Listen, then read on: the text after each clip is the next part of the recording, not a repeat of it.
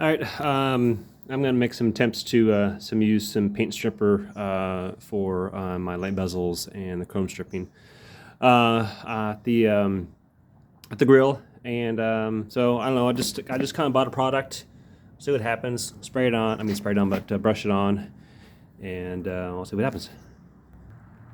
All right, just paint it on. Man, that stuff is coming right off. Just as I brush it on, paint's coming off. You can see. So let's sit for about 10 minutes or so and see what happens. All right, so just a quick scrape. Let's see, it's not all the way gone, but I'll clean them up. Keep going. Just a reminder, man, this stuff is pretty nasty. So just make sure you got some goggles and some rubber gloves and some crappy clothes and some place to work. Yeah, and this is nasty stuff, so I'll keep working. All right, did my scraping.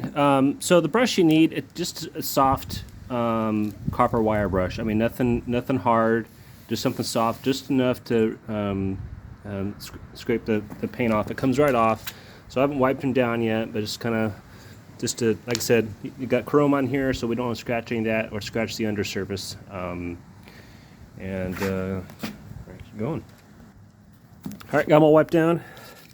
So do need to do a second application, but got pretty good clean of them. I'll keep moving.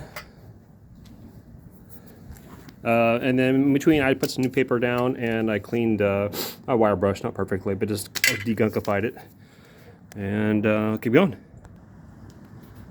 All right, I'm gonna give it one more application. You can see just a little bit of paint here and there, but that's pretty darn good. So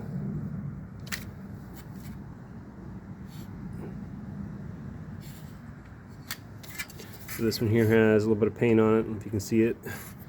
So I'll do a third time, and then there. All right, all done. They're pretty stinking clean. It's not too bad.